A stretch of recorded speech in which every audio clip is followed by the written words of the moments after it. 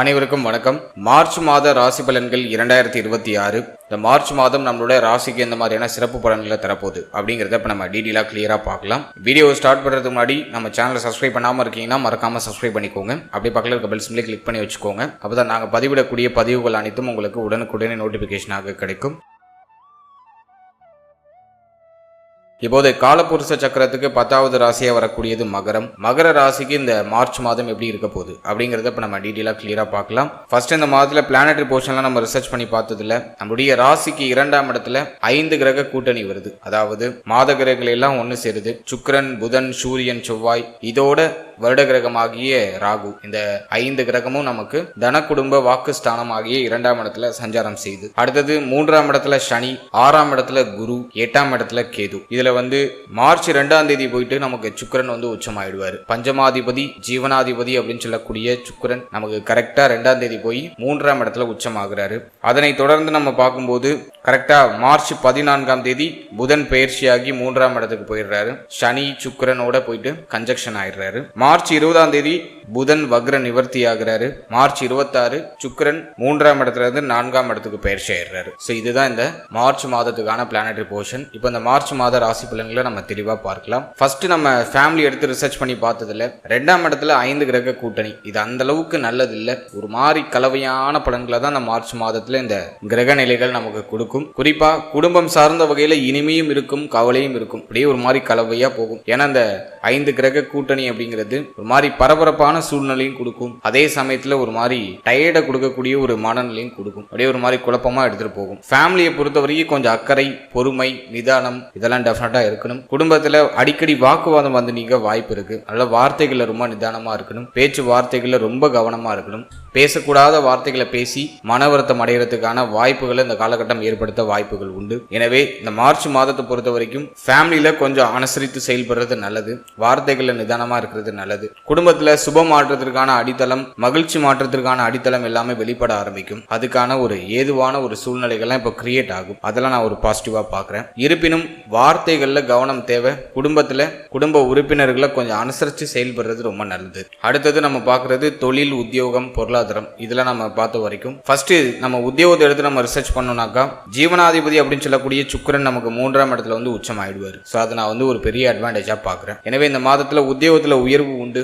உத்தியோகம் சார்ந்த வகையில் இருந்த தடை, தாமதம், தடுமாற்றங்கள் எல்லாமே விலகும். உத்தியோகத்துல சம்பள உயர்வு, பதவி உயர்வு ரொம்ப நாளா எதிர்பார்த்து காத்துக்கிட்டு இருக்கீங்கன்னா ஸோ அது இந்த மாதத்துல கிடைச்சிடும். அடுத்தது இந்த மாதத்தை பொறுத்த வரைக்கும் உத்தியோகமே இல்லாதவங்களுக்கு நல்ல வேலை வாய்ப்பு கிடைச்சிடும். இந்த மாதத்துல நீங்க உத்தியோகத்துக்கு முயற்சி பண்ணீங்கன்னா டெஃபினட்டா ஒரு நல்ல வேலை வாய்ப்பு உங்களுக்கு கிடைச்சிடும். ஸோ அதை நான் ஒரு பாசிட்டிவா பார்க்குறேன். அடுத்தது நம்ம பார்க்கறது தொழில். தொழிலை பொறுத்த வரைக்கும் நஷ்டத்துல போயிட்டு இருந்த தொழில் கூட இப்ப லாபத்தை நோக்கி பயணிக்க ஆரம்பிக்கும். தொழில் ரீதியா ஒரு நல்ல லாபம், வளர்ச்சி, தொழில புதிய மாற்றங்களை செய்யறதுக்கான வாய்ப்பு அதெல்லாம் இந்த மாதத்துல வெளிப்பட ஆரம்பிக்கும். அதெல்லாம் நான் ஒரு பாசிட்டிவா பார்க்குறேன். நியூ இன்வெஸ்ட்மெண்ட் ஏதாச்சும் பண்ணலாமா, புதுசா தொழில் ஸ்டார்ட் பண்ணலாமா அப்படின்னு பார்க்கும்போது இந்த மாதத்தை பொறுத்த வரைக்கும் புதுசா தொழில் ஸ்டார்ட் பண்றதுக்கு ஃபேவரா இல்லை. ஆல்ரெடி நீங்க ஒரு தொழில் வச்சிருக்கீங்க, அது நீங்க மூவ் ஆன் பண்ணணும்னு நினைக்கிறீங்கன்னா அது பெஸ்டா இருக்கு, நகர்த்தலாம். நியூ இன்வெஸ்ட்மெண்ட் பண்ணணும்னாக்கா உங்க ஜனனகால ஜாதகத்துல நல்ல தசை நடக்குதா, யோக தசை நடக்குதா, உங்க ஜாதகத்துல எந்த கிரகம் நல்லா ஸ்ட்ராங்கா போர்ஷன் ஆயிருக்கு, அந்த கிரகத்துடைய தொழிலை நீங்க எடுத்து பண்றீங்களா அப்படிங்கறத ஒரு வாட்டி கிளாரிஃபை உங்களோட குடும்ப ஜோதிடத்தை பண்ணிக்கிறது நல்லது. இந்த மாதத்துல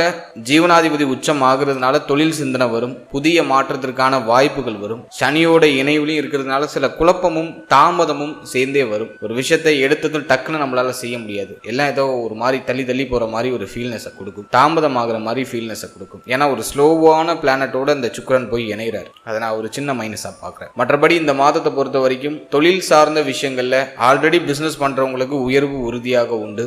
நல்ல லாபம் கிடைக்கும். தொழில ஒரு மாற்றம், மகிழ்ச்சி இதெல்லாம் டெஃபினட்டா கிடைக்கும். அடுத்தது நம்ம பார்க்கறது பொருளாதாரம். பொருளாதாரத்தை பொறுத்த வரைக்கும் ஒரு மாதிரி நெருக்கடியான சூழ்நிலையில் தான் மகரம் ஆல்ரெடி பயணிச்சிட்டு இருக்காங்க. ஏன்னா 6ஆம் இடத்துல குரு, இந்த 6ஆம் இடத்துல இருக்கக்கூடிய குரு கடன் சுமையை ஆல்ரெடி கொடுத்துருக்கும். நிறைய பேர் இந்த கடனை கட்டி முடிக்கிறதுல மும்முரமா பயணிச்சுட்டு இருப்பாங்க. ஒரு சிலருக்கு புதுசா கடன் வாங்க வேண்டிய அந்த ஒரு சூழ்நிலை அப்படிங்கிறது வந்திருக்கும். குடும்பத்துக்காக நிறைய செலவு செய்யறது, குடும்பத்துக்காக அதிகமாக கடன் வாங்க வேண்டிய சூழ்நிலை மகரத்துக்கு ஏற்பட்டிருக்கும். ஸோ இந்த மாதத்தை பொறுத்த வரைக்கும் தனஸ்தானம் கொஞ்சம் வீக்கா தான் இருக்கு, ராகுவோட பிடியில இருக்கு. அதை அஷ்டமாதிபதியாகப்பட்ட சூரியன் இருக்காரு. எனவே முதல் 14 நாட்கள் பொருளாதார ரீதியா ஒரு மாதிரி தடுமாற்றம் இருக்கும். பொருளாதாரம் சார்ந்த விஷயங்கள்ல ஒரு மாதிரி ஏற்றத்தாழ்வான சூழ்நிலைகள் இருக்கும். இந்த மாதத்துல ஃபேமிலியோட தேவைகள் அதிகரிக்கும். குடும்பத்துக்கு அதிகமா செலவு செய்யறது, ஃபேமிலி சம்பந்தப்பட்ட விஷயங்கள்ல நிறைய சுப விரய செலவுகள் பண்றது, எதுவும் நெகட்டிவான செலவா இல்ல, எல்லாம் அத்தியாவசிய செலவு, தேவையான செலவு, சுப விரய செலவாக நான் பாக்குறேன். குறிப்பா இந்த மாதத்துல குடும்பத்துல பொருளாதாரம் சார்ந்த வாக்குவாதங்கள்லாம் நீங்க வாய்ப்பு இருக்கு. கொஞ்சம் கவனமா இருக்கணும். கொடுத்தல் வாங்கல் சார்ந்த விஷயங்கள்ல நிதானம், கவனம் நிச்சயமா தேவை. இருப்பினும் குரு பார்வை உங்களுக்கு தனஸ்தானத்துல இருக்கிறதுனால எல்லாத்தையும் சமாளிப்பீங்க. பொருளாதாரம் சார்ந்த விஷயங்கள்ல வீக்னஸா இருக்கிறத வெளியில காமிச்சுக்காம அப்படியே அப்படி ஒரு மாதிரி ரொட்டேட் பண்ணி சமாளிப்பீங்க. ஸோ அதுக்கு நான் அது ஃபேவரா பாக்குறேன். இருப்பினும் பொருளாதாரம் சார்ந்த விஷயங்கள்ல கொடுத்தல் வாங்கல் சார்ந்த விஷயங்கள்ல கவனமா இருக்கணும். அதிகமா கடன் வாங்கி மாட்டிக்காதீங்க. யாருக்கும் பண உதவி பண்ணி மாட்டிக்காதீங்க. கொஞ்சம் சேஃபா ஜார்னி பண்றது ரொம்ப நல்லது. அடுத்தது நம்ம பாக்குறது திருமண முயற்சி, திருமண வாழ்க்கை. இதெல்லாம் நம்ம ரிசர்ச் பண்ணி பார்த்ததுல 7ஆம் பாவகம் பெருசா பாதிக்கப்படல. குடும்பத்துல திருமண விசேஷம் சம்பந்தமான பேச்சுவார்த்தைகள்லாம் ஸ்டார்ட் பண்ணுவாங்க. இருந்தாலும் ஃபேமிலியில ஒரு மாதிரி குழப்பம் இருக்கும். ஃபேமிலியோட சப்போர்ட் பெருசா இருக்காது. திருமண முயற்சின்னு பேச்சு எடுத்தாலே ஆளாளுக்கு ஒன்னு சொல்லி ஒரு மாதிரி குழப்புவாங்க. ஒரு மாதிரி ஒரு தெளிவு இல்லாத சூழ்நிலை குடும்பத்துல இருக்கும். இந்த மாதத்தை பொறுத்த வரைக்கும் திருமண முயற்சிகளை ஸ்டார்ட் பண்ணலாமா? தாராளமா ஸ்டார்ட் பண்ணலாம். சுக்கிரன் உச்சமாக கூடிய ஒரு மாதம். சனியோட இணைந்தாலும் அவர் உச்ச சுக்கிரனா முழு பலத்தோட இருக்காரு.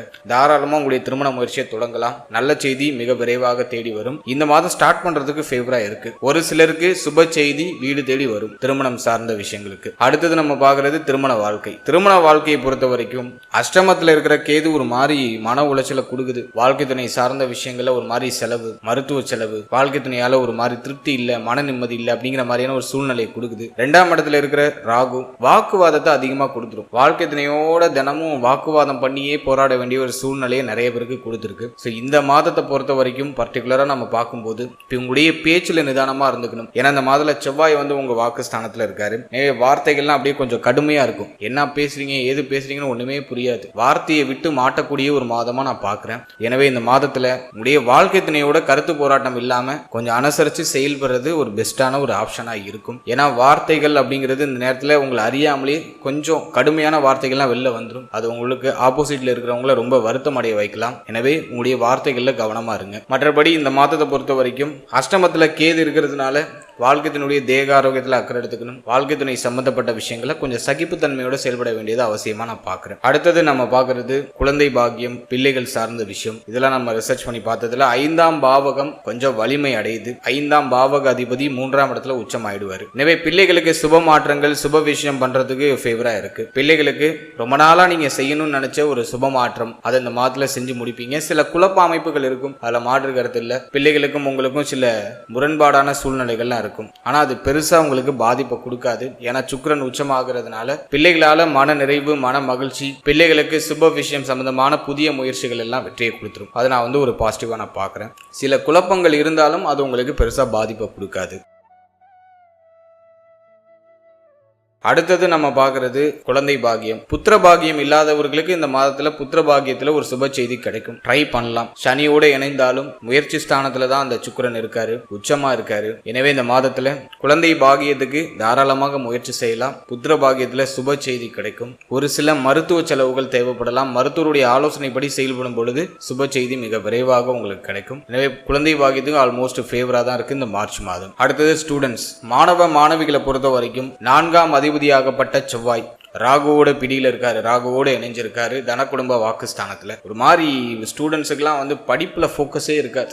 பய உணர்வு இருக்கும், கவனச்சிதறல் அதிகமா இருக்கும். கல்வி சார்ந்த விஷயங்கள்ல ஒரு தெளிவில்லாத ஒரு மனநிலையோட நிறைய பேர் பயணிச்சுட்டு இருப்பாங்க. எனவே ஸ்டூடெண்ட்ஸ் இந்த மாதத்துல உங்களை தெளிவுபடுத்திக்கணும். கல்வியில கொஞ்சம் கவனம் வச்சுக்கணும். கவனச்சிதறலுக்கு ஆளாக்கப்படுறதுக்கான வாய்ப்பு உண்டு. எனவே அதெல்லாம் கொஞ்சம் இக்னோர் பண்ணிட்டு கல்வியில கவனம் செலுத்துறது ரொம்ப நல்லது. ஏன்னா இந்த மார்ச் மாதத்துல நிறைய பேருக்கு எக்ஸாம்ஸ் எல்லாம் ரொம்ப முக்கியமான எக்ஸாம்ஸ் எல்லாம் வரும். எனவே இந்த மாதம் அலட்சியம் இல்லாம கல்வியில கொஞ்சம் உங்களை வற்புறுத்தி புகுத்தி கொள்றது ரொம்ப நல்லது. ஏன்னா இந்த மாதத்துல மனசு ஒத்துழைப்பு கொடுக்காது, உடல் ஒத்துழைப்பு கொடுக்காது. ஒரு மாதிரி நம்ம ரொம்ப டயர்டா இருக்கிற மாதிரி ஒரு ஃபீல்னஸை கொடுக்கும். நல்லா தூங்கினா தேவலாம் அப்படிங்கிற மாதிரி இருக்கும்.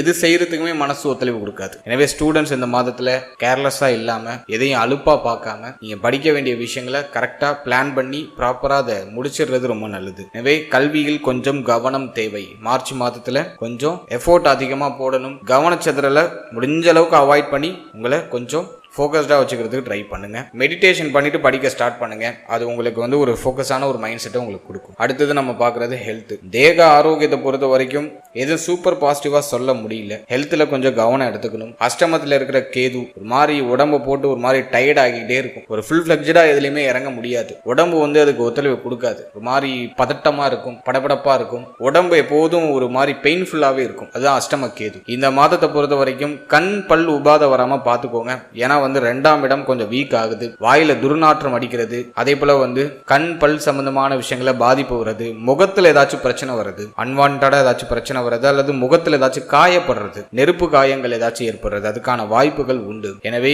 முகத்தில் சற்று கவனம் தேவை. உடைய கண் பல் சம்பந்தமான விஷயங்கள கவனமா இருந்துக்கணும். அடுத்தது இந்த மாதத்துல உடைய ஷோல்டர், கழுத்து பகுதி, ஷோல்டர் பகுதி இதுல கொஞ்சம் கவனமா இருக்கணும். மேலும் இந்த மாதத்துல கழிவு நீக்க உறுப்புகள் சார்ந்த விஷயங்கள கவனமா இருக்கணும். அதுலயும் சில பாதிப்புகள் வந்து நீங்க வாய்ப்பு இருக்கு. உடைய கழிவு நீக்க உறுப்புகள் சார்ந்த விஷயங்கள கவனமா இருந்துக்கிறது ரொம்ப நல்லது. ஸோ ஹெல்த்ல தனிப்பட்ட முறையில் கொஞ்சம் எக்ஸ்ட்ரா கேர் எடுத்துக்கோங்க. டயத்துக்கு சாப்பிடுங்க. உணவு முறையெல்லாம் ரொம்ப மாறி இருக்கும். இப்போ உடலுக்கு ஒத்து வராத உணவை சாப்பிட்டுட்டு அவதிப்படுறது, டயத்துக்கு சாப்பிட முடியல, நல்ல ஹெல்த்தியான ஃபுட்டு கிடைக்கல அப்படிங்கிற குறையெல்லாம் இப்போ நிறைய பேருக்கு இருக்கும். முடிந்த அளவுக்கு உணவு முறைகளில் கவனம் செலுத்துங்க. ஹெல்த்தை நல்லபடியாக பார்த்துக்கோங்க. ஸோ அதுதான் நான் உங்களுக்கு முக்கியமாக கொடுக்குற ஒரு அட்வைஸ். அதே மாதிரி இந்த மாதத்தில் மன ஆரோக்கியத்துக்கும் அதிக முக்கியத்துவம் கொடுத்துக்கணும். ராகுவோட அந்த செவ்வாய் இணையும் போது, 4ஆம் அதிபதி ராகுவோடு இணையும் போது அடையாளம் புரியாத கவலை வந்துடும். எதுக்கு கவலைப்படுறோன்னே தெரியாம கவலைப்பட்டு உட்காந்துருப்போம். குறிப்பா குடும்பம் சார்ந்த கவலை அதிகமா இருக்க வாய்ப்பு இருக்கு. எனவே இந்த மாதத்தை பொறுத்த வரைக்கும் மன ஆரோக்கியத்துக்கு முக்கியத்துவம் கொடுங்க. முடிந்த வரைக்கும் மார்னிங் கொஞ்சம் சீக்கிரமா எழுந்து சீக்கிரமா குளித்து உடைய ரெகுலர் ரொட்டீன்லாம் முடிச்சுட்டு தெய்வ வழிபாட்டோட நாட்களை தொடங்குங்க. விளக்கேற்றி வைத்து இறைவனை மனமுருகி வழிபட்டு தெய்வ வழிபாட்டோட நீங்க தொடங்கும் போது அந்த நாளே உங்களுக்கு பாசிட்டிவா போகும். அதனால அதுல கொஞ்சம் ஃபோக்கஸ் பண்ணிக்கோங்க. உங்களுடைய இஷ்ட தெய்வ வழிபாடு, குலதெய்வ வழிபாடுலாம் பண்ணுங்க. மேலும் இந்த மாதத்துல ஒரு 10 நிமிடம் காலையில எழுந்து மெடிடேஷன் பண்ணிடுங்க. தியானத்தை மேற்கொண்டு அந்த நாளை தொடங்குங்க. அதுவும் வந்து உங்களுக்கு ஒரு சின்ன புத்துணர்ச்சியை கொடுக்கும். காலையில எழுந்ததும் ஒரு 4 துளசி இலை சாப்பிட்றதுக்கு முயற்சி பண்ணுங்க. அது ஒரு பாசிட்டிவான ரிசல்ட்டை கொடுக்கும். அதே போல் இந்த மாதத்தில் சுக்கிரன் உச்சமாகக்கூடிய ஒரு காலகட்டம் அப்படிங்கிறதுனால மகிழ்ச்சி மாற்றங்கள் நிறைய நடக்கும். பூர்வீக சொந்த பந்தங்களை சந்திக்கிறதுக்கான வாய்ப்புகள் கிடைக்கும். குடும்பத்தில் ஒரு மாதிரி சுப நிகழ்வு, சுப மாற்றங்களுக்கான அடித்தளம்லாம் வெளிப்படும். ரொம்ப நாளாக பார்க்காத உறவினர்கள்லாம் இந்த மாதத்தில் பார்த்து மகிழ்ச்சி அடைவீங்க. ஸோ அதுக்கெல்லாம் இது ஃபேவராக இருக்குது. இருப்பினும் எதையும் முழுசாக என்னால் அனுபவிக்க முடியல அப்படிங்கிற ஒரு சின்ன குறை அப்படிங்கிறது மேலோட்டமாக இருக்கும். அது மறுக்கிறதுக்கு இல்லை. ஏன்னா சனியுடைய பார்வை பஞ்சம ஸ்தானத்தில் இருக்குது. எதையும் முழுமையாக மகிழ்ச்சியாக என்னால் ஏற்றுக்க முடியல, சம்திங் இஸ் மிஸ்ஸிங் அப்படிங்கிற மாதிரி ஒரு குறையை கொடுத்துக்கிட்டே இருக்கும், ஒரு உறுத்தலை கொடுத்துக்கிட்டே இருக்கும். அதுதான் நான் ஒரு சின்ன மைனஸாக பார்க்குறேன். இந்த மாதத்தை பொறுத்த வரைக்கும் எல்லாத்தையும் இக்னோர் பண்ணிட்டு உங்களுடைய மன அமைதியை நோக்கி பயணிங்க. உங்களுடைய மனசுக்கு எது இதத்தை கொடுக்குது, எது மகிழ்ச்சியை கொடுக்குதுன்னு பாருங்க. அதை நீங்கள் டீப் அண்ட் கிளியராக பண்ணுறதுக்கு ட்ரை பண்ணுங்க. அதுதான் பெஸ்ட் இந்த மாதத்தில். அதே போல் இந்த மாதத்தில் 14ஆம் தேதிக்கு பிறகு இளைய சகோதர சகோதரிகள், உங்கள் வீட்டுக்கு அக்கம் பக்கத்தில் இருக்கிறவங்க, இவங்க கூடலாம் கொஞ்சம் கவனமாக இருக்கணும். இவர்களோடலாம் ஏதாச்சும் வாக்குவாதம், மன வருத்தம் இதெல்லாம் ஏதாச்சும் வந்துட்டு போக வாய்ப்பு உண்டு. கொஞ்சம் கவனம் தேவை. ஓவராலா இந்த மார்ச் மாதத்தை பொறுத்த வரைக்கும் ஃபேமிலி ரீதியா மட்டும் நான் ஒரு பெரிய மைனஸா பார்க்குறேன். மற்றபடி இந்த மாதத்துல நிறைய பாசிட்டிவான ரிசல்ட் உண்டு. உடைய முயற்சிக்கான அங்கீகாரம் கிடைச்சிடும். ஒரு நல்ல பாராட்டுதல் கிடைச்சிடும். மன நிறைவை நோக்கிய ஒரு பயணம் இந்த மாதத்துல டெஃபினட்டா இருக்கும். இந்த மாதத்தோட எண்ட்ல ஓகே இதெல்லாம் ஓரளவுக்கு நல்லபடியா நடந்து முடிஞ்சிருக்கு அப்படிங்கிற ஒரு திருப்தியான ஒரு மனநிலையை கொடுக்கும். ஸோ அதுக்கு இந்த மாதம் ஃபேவரா இருக்கு. கடந்த மாதத்தோட ஒப்பிடும்போது இந்த மாதம் வந்து எவ்வளவோ பெஸ்டா தான் இருக்கு. வாழ்த்துக்கள்.